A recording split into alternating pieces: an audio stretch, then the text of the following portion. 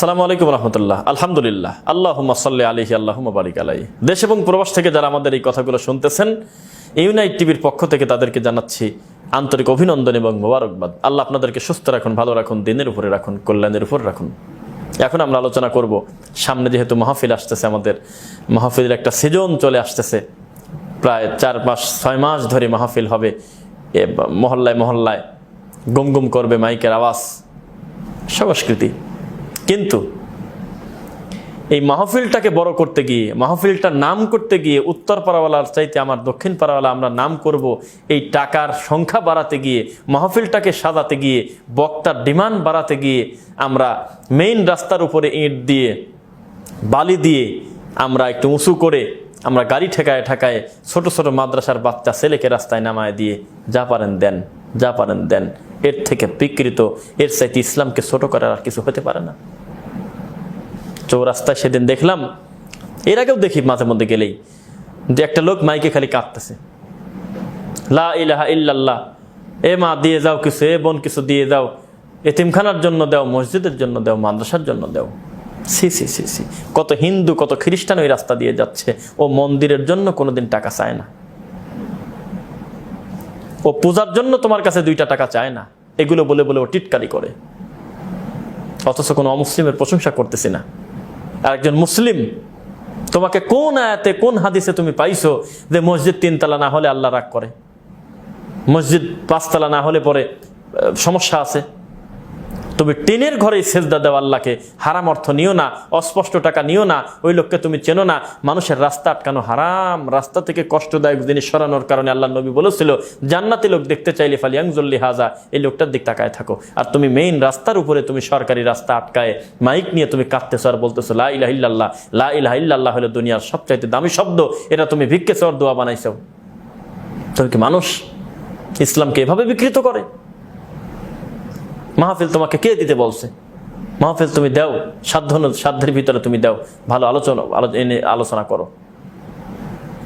Main রাস্তার উপরে এইভাবে মানুষকে কষ্ট দিয়ে আটকায়, হালাল হারাম অস্পষ্ট স্পষ্ট, কাকে চেনে না জানে না, যাকে যা পারেন দিয়ে যান। চক্ষু লজ্জায় মানুষ ইচ্ছার বিরুদ্ধে হয়তো দিচ্ছে, হিন্দু আছে সে গাড়িতে, একটা অসুস্থ রোগী থাকতে পারে।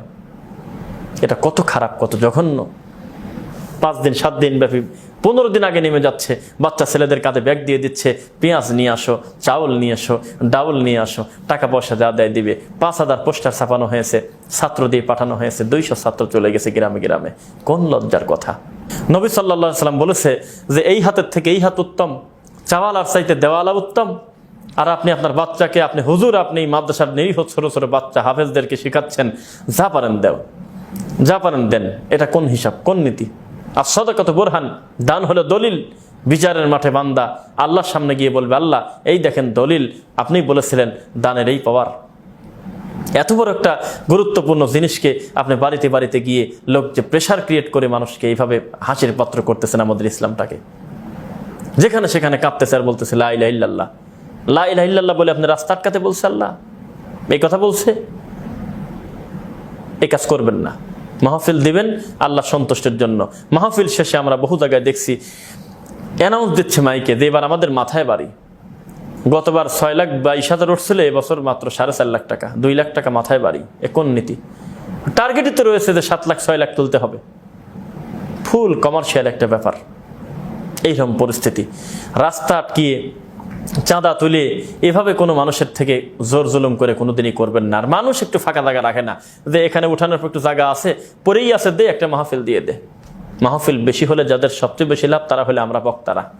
তারপরেও এই কথাগুলো বলতেছি, আপনারা মাহফিলের নামে দিন নিয়ে ইয়ার্কি ঠাট্টা করবেন না, ইয়ার্কি ঠাট্টা করবেন না।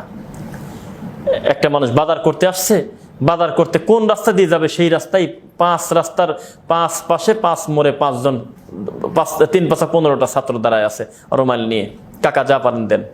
কি অবস্থা! এটা হাসির পাত্র।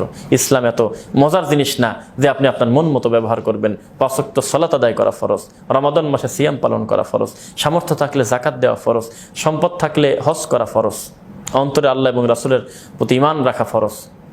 কিন্তু আপনার মাহফিল করতে হবে ফরজ না। আপনি করেন, দিনের দাওয়াতটা হাজার মানুষের কাছে পৌঁছায় দেন, তবে এর মাধ্যমটা আপনি হাসির পাত্র বানিয়ে দিয়েছেন। সুতরাং আমরা সতর্ক থাকবো ইনশাল্লাহ। আমরা মাহফিলটাকে মজার ছল নিয়ে আমরা একটা বেদাতি হুজুরের 2 লাখ টাকা পূরণ করতে গিয়ে 1,40,000 টাকা তার বিল দিতে গিয়ে আমরা এইভাবে রাস্তা আটকিয়ে হাজারো মানুষকে কষ্ট দিয়ে আমরা 1 মাস ধরে আমরা চিৎকার চেঁচামেচি করে এই হারাম টাকা আমরা তুলব না ইনশাল্লাহ। আল্লাহ সুবহানাহু ওয়া তাআলা আমাদের দিনের বুঝ দান করুন। আল্লাহুম্মা আমিন। সুবহানাকা আল্লাহুম্মা ওয়া বিহামদিক আশহাদু আল্লা ইলাহা ইল্লা আনতা আস্তাগফিরুকা ওয়া আতুবু ইলাইক। আসসালামু আলাইকুম ওয়া রাহমাতুল্লাহ।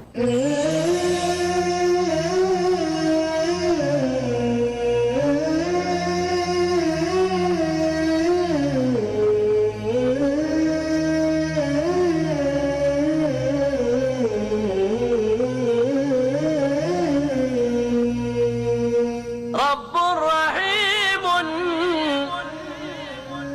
مشفق متعطف